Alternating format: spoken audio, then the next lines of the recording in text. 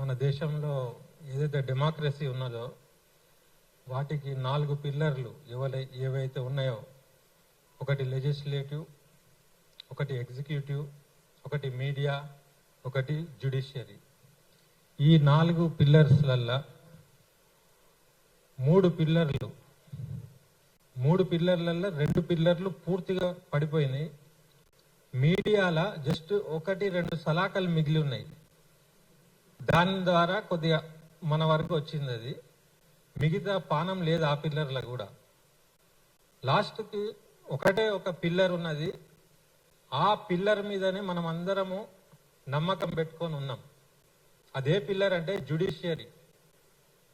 నేను అనేది గౌరవ న్యాయస్థానాల కంటే ఎక్కువ నిజ నిర్ధారణలు చేసే పని మనది కాదు. నిజ నిర్ధారణ చేయడానికే కోర్టులు ఉన్నాయి. కాబట్టి ఇక్కడ ఉన్న సంఘాల ప్రతినిధుల వకీళ్ళు చాలా ఆరోగ్యకరంగా, చాలా మెచ్యూర్డ్గా కేసులు వేసినారు. వాళ్ళకి స్టే ఆర్డర్లు కూడా వస్తున్నాయి. ముందు ముందు న్యాయం కూడా తప్పక జరుగుతుందనే ఆశాభావంతో నేను ఉన్నా. అయితే ఈ వేదిక ద్వారా నేను అక్కడ బాధితులకు నేను విజ్ఞప్తి చేయాల్సింది ఏంటంటే, మీరు ధైర్యంగా ఉండండి. మీ వైపే న్యాయం 100% వస్తుంది. అది వచ్చేదాకా 7 దాకంటే 6 దాకా పోదాం. హైకోర్టే కాదు, సుప్రీంకోర్టు దాకా పోదాం. ఇంకెక్కడన్నా మానవుల హక్కులు ఏమన్నా ఉంటే ఆడికి కూడా పోదాం. అయితే ఈ సంఘాలు కూడా, మనం నమ్ముకునే సంఘాలు తాత్కాలికంగా ఎవరన్నా కళ్ళబుల్లి మాటలు చెప్పి ఏమన్నా అది చేసినా కూడా మీ ఎంబడి ఎంతో కాలం నుంచి మీతో ఉన్నోళ్ళు కాబట్టి చివరి దాకా కూడా వాళ్ళు మీతో ఉంటారు. కాబట్టి మీరు వేరే వాళ్ళ మాటలలో వచ్చి మీరు సంఘటితంగా ఉండాలి. ఇట్లాంటి టైంలో అందరూ ఏకమై అందరు కలిసికట్టుగా పోరాటం చేయాలి. ఇప్పుడు నేను చెప్పేది ఏంటంటే, ఇప్పుడు లెజిస్లేటివ్కి వద్దాం.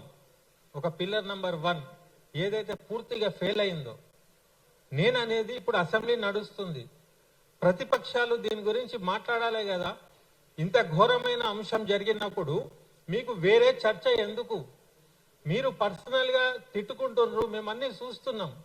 అన్ని పైసలు పెట్టి మీరు అసెంబ్లీలు నడిపి వెలుగుమట్ల కంటే ఎక్కువ పెద్ద సమస్య తెలంగాణలో లేదు. నేను అంటున్నా, అంత తీవ్రమైన సమస్యను పెట్టుకొని మీరు ఒకరికొకరు కౌంటర్లు ఇచ్చుకుంటా అది మేము చూడాలనా?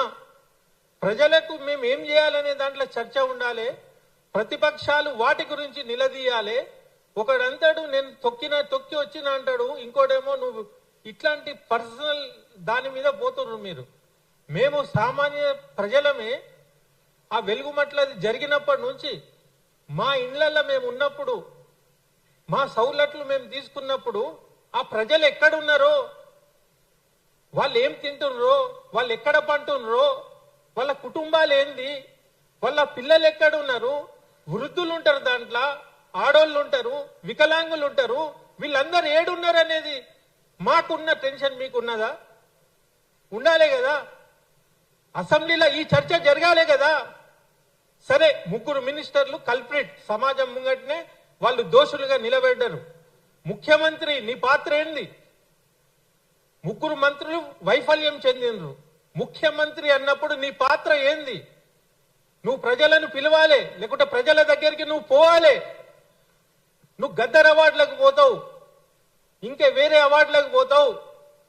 నీ ముఖంలో ఏం బాధ లేదు, చింత లేదు. నీ ప్రమోషన్ మీద ఉన్న ధ్యాస నీకు పబ్లిక్ మీద లేదని నువ్వే రుజువు చేసుకుంటున్నావు. ఇది గట్టిగా ఎందుకు అడగాల్సి వస్తుందంటే, 15-20 రోజులు అయిపోయింది. వాళ్ళు నిస్సహాయులుగా ఎక్కడో పడి ఉన్నారు. ఇట్లాంటి టైంలో కదా నువ్వు మాట్లాడేది. తర్వాత వెలుగుమట్లలో ఉన్న కాంగ్రెస్ కార్యకర్తలను కూడా నేను అడుగుతున్నా. ఇప్పుడు కాంగ్రెస్ పాలన ఉన్నప్పుడు మీ మినిస్టర్లు మూర్ఖులై ఉండొచ్చు గాక, కాంగ్రెస్ కి పనిచేసే కార్యకర్తలు ఈ రోజు జెండాలు పట్టుకొని వాళ్ళకి అండగా నిలిచి ఉంటే కాంగ్రెస్ కి ఎంత మంచి పేరు వచ్చేది. ఇప్పుడు నేను అనేది ఏంటంటే, పాలనలో ఉన్న పార్టీని నేను ఫస్ట్ నిలదీస్తున్నా. మినిస్టర్లకు చేతగానప్పుడు కార్యకర్తలు అక్కడ ఉన్నోళ్ళని నేను విజ్ఞప్తి చేస్తున్నా. మీరు మినిస్టర్ల గురించి మర్చిపోండి.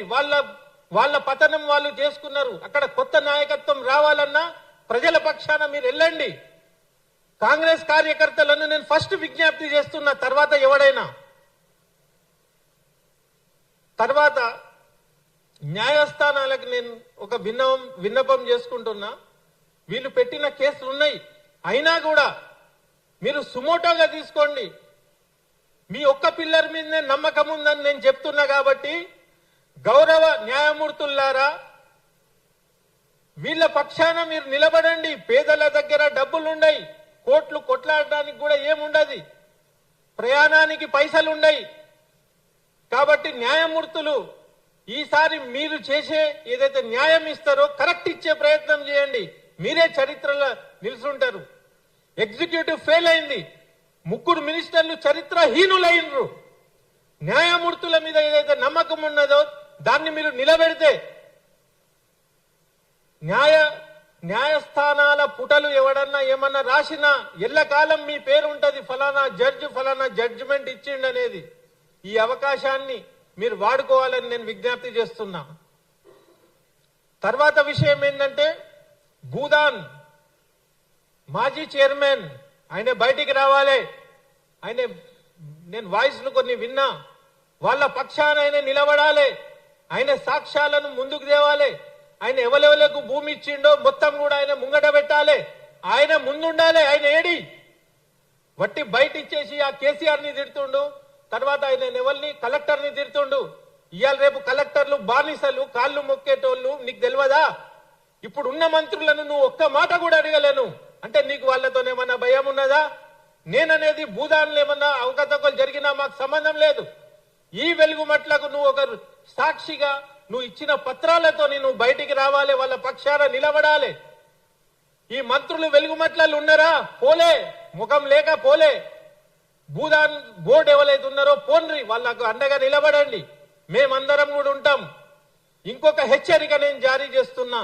ఏ సంఘాలైతే ఏ మీడియాలైతే పేదల పక్షాన నిలబడుతున్నారో వాళ్ళ మీద బురదలు జల్లి వాళ్ళ మీద ఉల్టా బూటకపు కేసులు గనక చేస్తే వాళ్ళ మీద ఈగ వాలినా నిజానికి అక్కడి నుంచి మీ పతనం స్టార్ట్ అవుతుంది.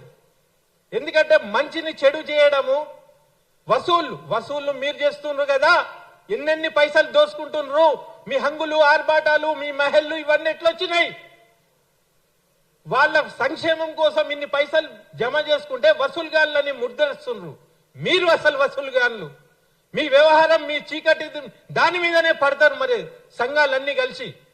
అయితే నేనేమంటున్నా అంటే, ఇంత గట్టిగా మాట్లాడాల్సిన అవసరం ఎందుకు వచ్చిందంటే, గట్టిగా మాట్లాడకుంటే మీరు వినే పానాలు కాదు, మీది మందం తోలు. మీ దృష్టికోణం మొత్తం ఎన్ని పైసలు ఎన్కేసుకోవాలి ఏంది అదే చర్చ ఉన్నది. కానీ పేదల గురించి వట్టి మాటలు మాట్లాడతారు. కానీ మీరేం చేసిండ్రు?